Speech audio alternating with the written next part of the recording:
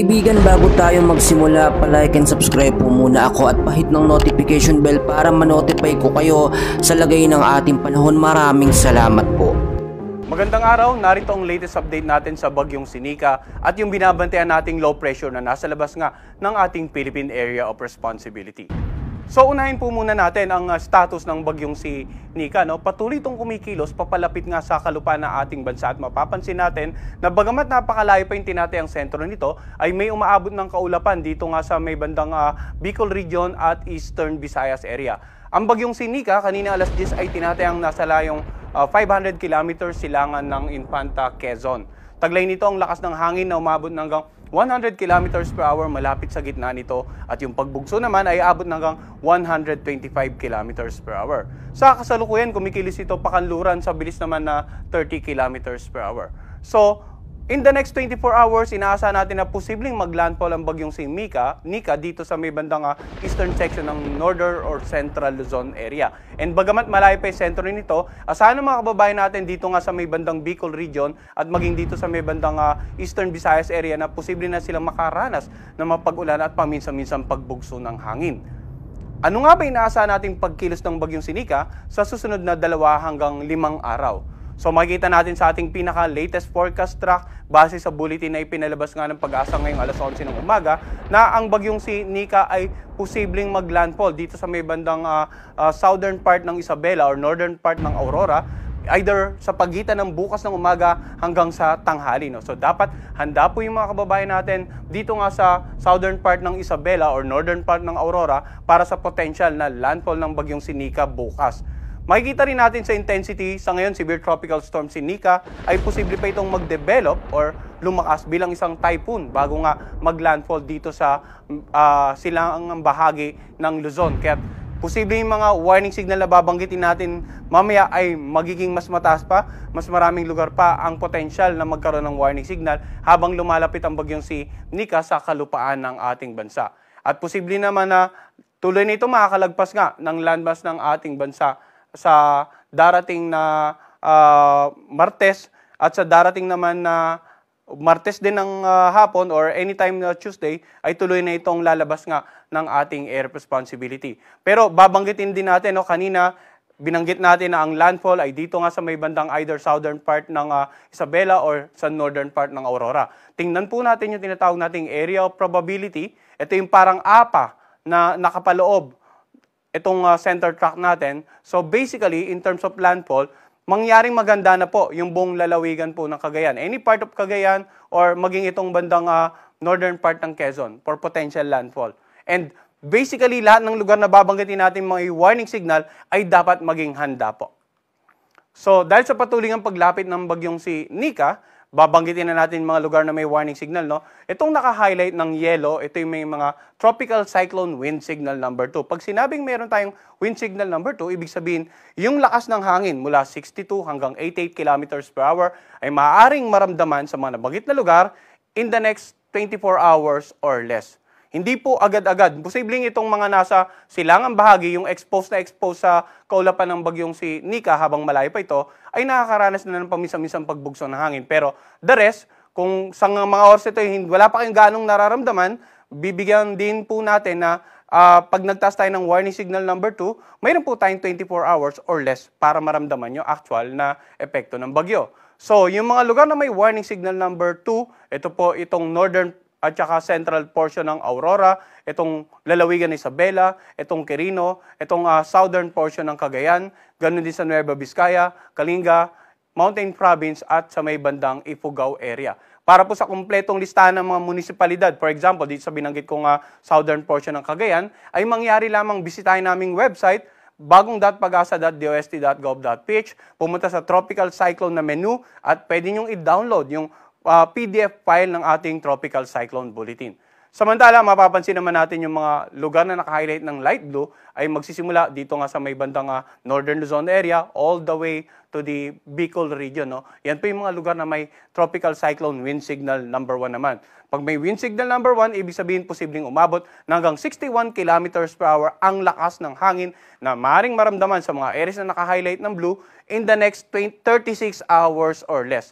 Not necessarily sa mga ito yung mararamdaman na dito nga, lalong-lalo sa lalawigan sa kalurang bahagi, no? Hindi po ganon. So sa current scenario natin, maaaring maramdaman yung epekto, yung lakas ng hangin na aabot ng hanggang 61 kilometers per hour, 36 hours or less. So may palugit pa po tayo, may tinatawag tayong lead time para maghanda sa mga potential na impact ng malalakas na hangin sa mga lugar na may warning signals number 2 at 1. Ulitin natin, sa lugar na may warning signals number 2, we have 24 hours or less para mag-prepare sa impacts ng malalakas na hangin. Sa lugar naman may signal number 1, we have 36 hours or less para mag-prepare sa impact ng hangin sa inyong lugar.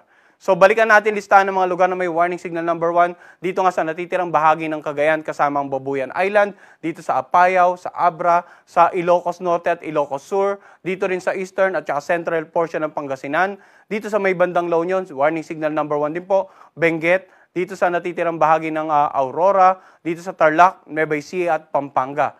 Warning signal number 1 din po ang nakataas sa Bulacan, dito nga sa may bandang northern portion ng Metro Manila, ganun din sa lalawigan ng Rizal, sa northeastern portion ng Laguna, sa eastern portion ng Quezon, kasama nga itong Polillo Island, dito sa may bandang Camarines Norte, dito sa Camarines Sur, Catanduanes at sa Albay. So binanggit natin kanina, no, ang warning signal po, or ang wind signal, ay patungkol sa lakas ng hangin na pwedeng maramdaman sa inyong lugar in the span of a particular lead time. 24 hours or less sa mga areas na naka-highlight ng yellow, 36 hours or less sa mga areas na naka-highlight ng blue. Yung lead time na tinatawag natin ay para magkaroon po kayo ng sapat na oras para paghandaan yung posibleng impact ng malalakas na hangin sa inyong lugar, na maaaring yung maranasan sa inyong lugar. At asahan nyo po na habang lumalapit pa ang bagyong si Nika dito nga sa kalupaan ng ating bansa, posibleng magkaroon tayo ng mas mataas na warning signal at ma-upgrade ang mga warning signal na currently ay nakikita nyo sa inyong screen. So in terms of mga pagbugso ng hangin, unahin muna natin yung epekto ng bagyo, pagbugso ng hangin. Maaaring may mga lugar dito na sa ngayon ay wala pang warning signal, pero mapapansin nyo, may mga occasional na pagbugso na po ng hangin na posibleng maranasan nga dito sa Batanes, Babuyan Island, dito sa northern portion ng Cagayan at sa Ilocos Norte. Bukas naman, meron tayong mga pagbugso ng hangin sa Batanes, Camarines Sur at Catanduanes, habang sa darating na Martes, mga pagbugso ng hangin ay posible rin sa Batanes, Cagayan kasama ang Babuyan Island. So itong mga nabanggit nating lugar, plus yung mga lugar na binanggit natin na may warning signals, number 2 and 1, kailangan maging alerto. Maging preparado rin sa mga potential na impact ng malalakas na hangin sa kanilang lugar. Ano naman yung inaasahan natin na ulan dahil nga sa paparating na sa bagyong Sinika? So ngayong araw mapapansin natin yung areas na naka-highlight ng yellow, yan yung posibleng makaranas po ng pag-ulan, moderate to heavy rains mula 50 hanggang 100 millimeters na paulan ang pwedeng maranasan sa mga lugar na yan. So mapapansin natin, no, karaniwan ng mga lugar na makakaranas ng moderate to heavy ay nasa silangang bahagi pa ng northern and central Luzon, southern Luzon at maging dito sa may bandang northern part ng eastern Visayas dahil malayo pa yung bagyo, nasa karagatan pa. Pero may mga kaulapan na base pinakita nating satellite image kanina na tumatama na nga dito sa mga nabanggit nating lugar. So ano yung posibleng epekto kapag may moderate to heavy rains, no? Pwedeng makaranas ng mga localized flooding sa mga ilang lugar, lalong-lalo na sa mga low-lying areas, yung mababang lugar, or yung mga komunidad po na malapit po sa mga tabing ilog. Kasi maaaring umapaw po yung water level ng kanilang ilog, dulot ng ulan na either nararanasan nyo sa lugar, or mga paulan sa ibang lugar, at nagkataon na yung ilog po sa lugar na yun ay aagos patungo sa inyong lugar. So dapat alerto po tayo, no? At pwede rin makaranas ng mga isolated cases ng landslide, lalo na sa mga lugar na kung babalikan po natin, posibleng nakaranas na ng paulan nitong mga nagdaang araw, maaaring malambot na yung mga bahaging kalupaan sa paanan ng bundok at maging saninga na magbigla ang pagguho ng lupa. Bukas naman habang papalapit nga or maglandfall na itong bagyong si Nika, mapapansin natin, no, mas marami na po tayong amount ng paulan dito sa silangang bahagi ng northern and central Luzon. So intense to torrential rains yung naka-highlight ng red, Pag sinabi nating intense to torrential, posibleng more than 200 millimeters of rain ang bumagsak dito sa mga lugar na ito. No? Pag ganyang level po, posibleng malawakang mga incidents na ng mga pagbaha at pagguho ng lupa. Asahan dito sa mga lalawigan na naka-highlight ng red.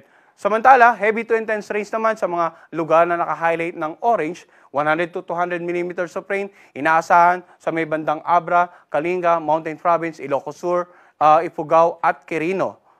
Pag may mga ganyan naman na kalakasang paulan na nag-range ng 100 to 200, posibleng mas marami tayong cases ng mga pagbaha, lalong-lalo sa low-lying areas, sa mga urbanized areas, at sa mga komunidad na malapit po sa ilog.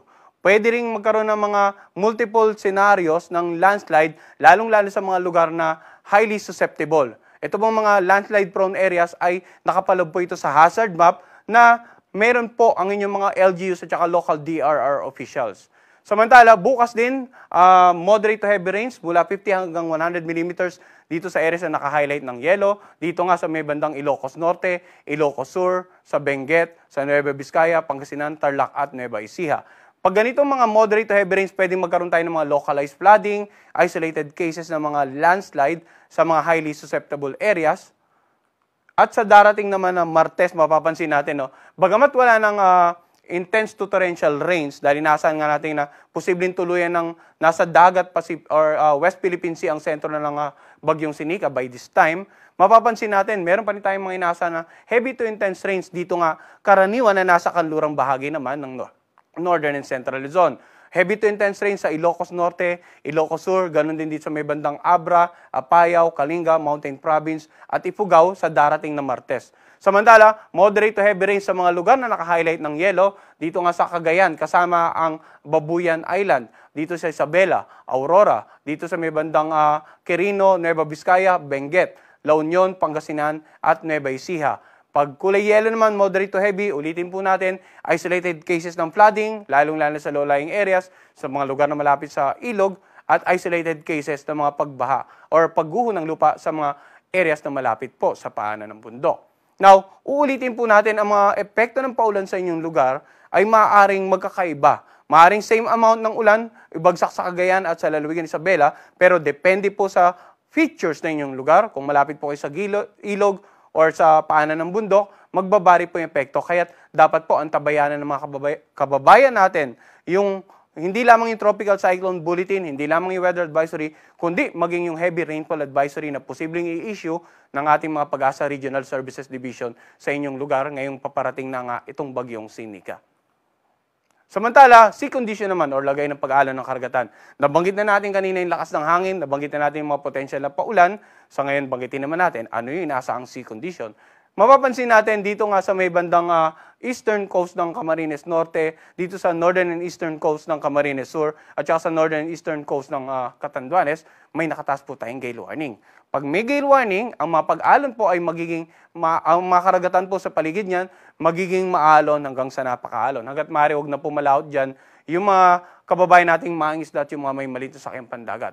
So ang gale warning naman natin, or yung babala patungkol sa malalakas na pag-alon, sa mga coastal areas or sa mga seaboards ng ating bansa, ipinapalabas po ito every 12 hours, no? Alas 5 ng hapon, magkakaroon po ulit tayo mamaya, at bukas alas 5 ng umaga hanggat mayroon pong banta ng matataas na pag-alon. At posibleng mamayang hapon ay madagdagan na po yung mga bahaging karagatan na may gale warning, no? Dito sa, we're not ruling out the possibility na yung seaboards ng Isabela, ng Aurora at ilang bahagi ng Quezon kasama ang Pulilo Island ay magkaroon na rin po ng gale warning mamayang hapon. At habang lumalapit ang bagyo, gaya nga po ng madadagdagan yung mga warning signal, magbabago yung rainfall, posibleng magkaroon ng pagbabago sa rainfall forecast.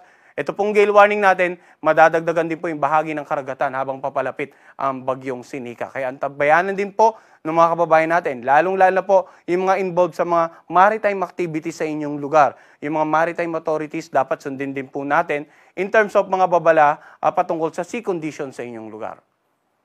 Ngayon, may banta rin po ng storm surge or yung daluyong, yung malalakas na alon na hampas sa mga coastal areas sa paglapit ng bagyong Sinika. Mapapansin natin, no, yung naka-highlight ng yellow, yung mga coastal areas na yan, simula dito sa eastern portion ng Cagayan, all the way dito sa may bandang Pulilo at northern portion ng Quezon, maging sa ilang bahagi ng Kabikulan at maging dito sa kanlurang bahagi nga ng northern Luzon area at hanggang sa may bandang Pangasinan, ay posibleng makaranas ng storm surge na ang taas mula 1 to 2 meters. Samantala, dito nga sa may bandang hilagang bahagi naman, no, yung naka-highlight ng orange, ang mga coastal communities dyan, posibleng makaranas ng storm surge na ang taas ay mula 2 hanggang 3 metro. At mapapansin natin, no, habang kumikilos ang bagyo, papalapit nga sa landmass ng ating bansa, posibleng madagdagan pa or mas maging mataas pa ang expected storm surge dito sa silangang bahagi ng northern and central Luzon.